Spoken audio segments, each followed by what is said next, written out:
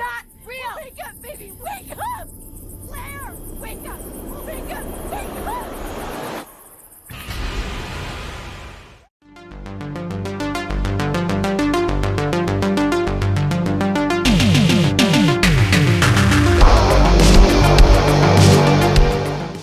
We are talking Witch Hunt, and this one is written and directed by L. Callahan, and this one stars Elizabeth Mitchell, who you may know from TV's Lost.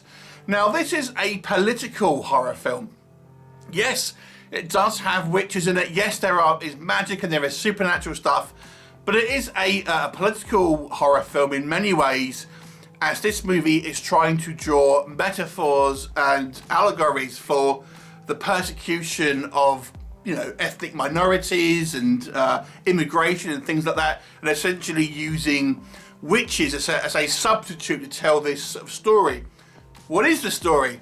It takes place in a kind of alternate America where witchcraft is real and magic is real, and it has been there essentially right from the kind of the Salem witch trials right up until in today's America.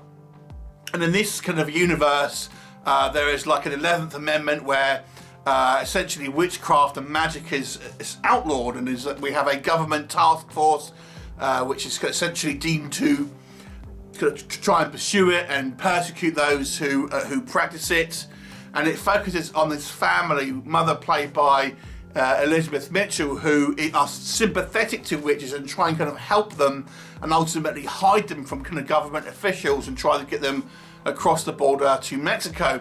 Think a little bit like kind of when families used to hide Jews and things like that in the World War II. It's kind of a similar sort of setup. Now, this is a geek related channel, so there's one easy way to try and describe this for you, and that is the X-Men. This movie is essentially the X-Men. Even the kind of the magic and the witches here are actually explained away as being essentially genetic mutations. So they really are kind of like mutants, and therefore this movie is very much like X-Men, complete with kind of like the government trying to kind of hound and persecute this kind of this particular group of people, and a few people trying to help them and kind of sympathise with them and essentially. But ultimately, it comes down to a few group of people with powers. It's the X-Men. Okay. Now, I will say before I go any further that this review will have a couple of mild spoilers in it, because I can't have any. The critiques I'm going to have of it will require me to discuss some kind of plot points here.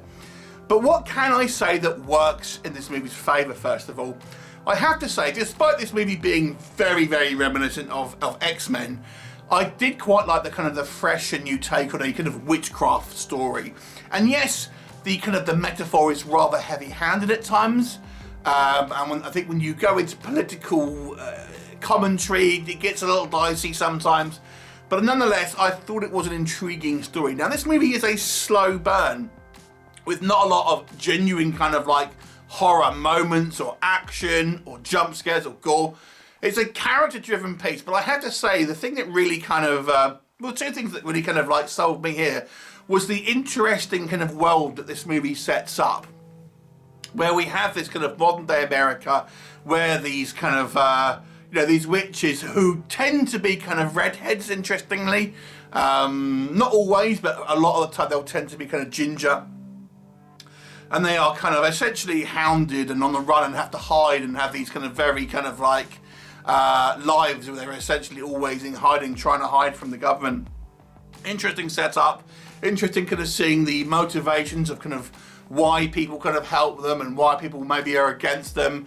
I quite like the fact that we have our main character, who is a daughter of Elizabeth Mitchell's character, is this kind of like this teenage girl, and she's kind of being pulled from two kind of like directions, if you like. We have her mother, who is obviously very much against the kind of the persecution of witches and things, and obviously she's somewhat used to having these kind of witches in her house.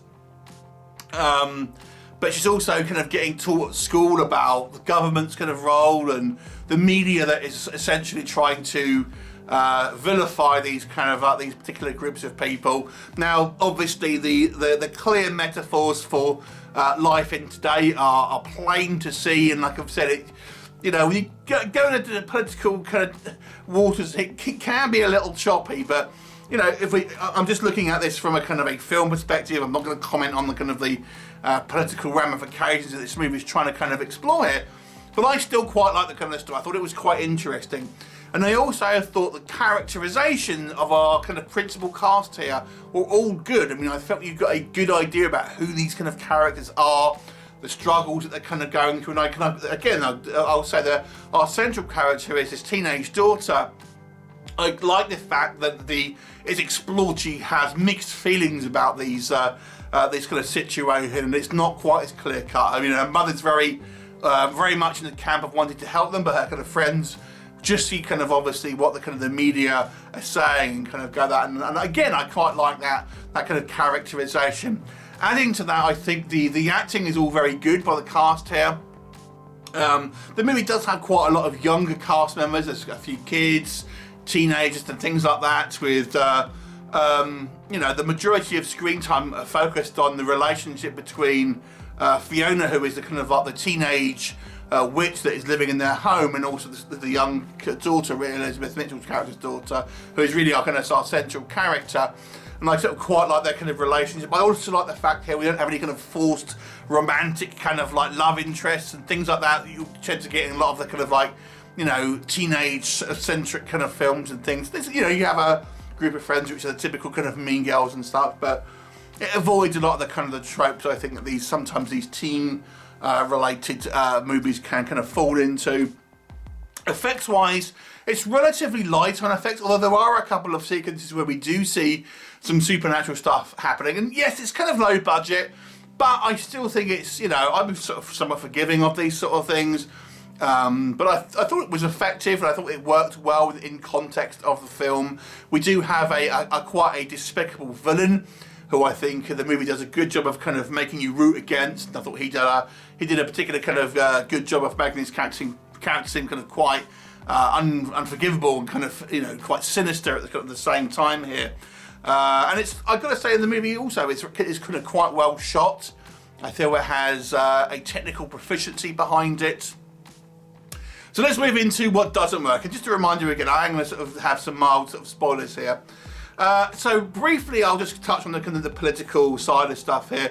So again, I do feel when you make a movie which is commenting on politics or political ideas, you know, you're going into it with somewhat of an idea about what you want to say about it.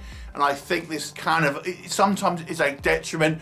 I think the movie tries to have to show both sides, but it's clearly trying to kind of portray a particular kind of message. And again, I think that it sometimes gets movies into kind of choppy waters, and I feel maybe this was the way it handles certain things may be not the best in some circumstances.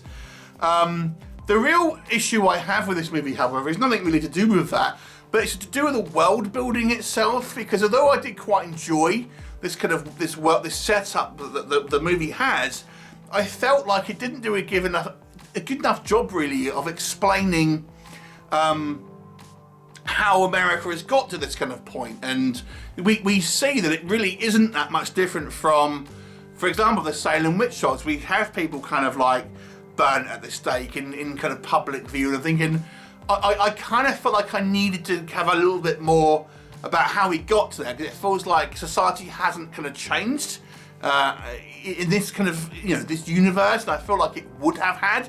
And if it didn't, I thought the movie needs to kind of have a bit more of a context as to why not, and why is it that you know, that they again, why does this universe feel like it has to have kind of the persecution against the witches? Was there, you know, it's kind of like, you know, how people would feel about Muslims after 9/11 and things like that. Was there some sort of event that kind of caused people to kind of feel this way? And again, I think the movie needed to have a little bit more kind of context about how the world itself has kind of got to this place, because you kind of just got to accept it.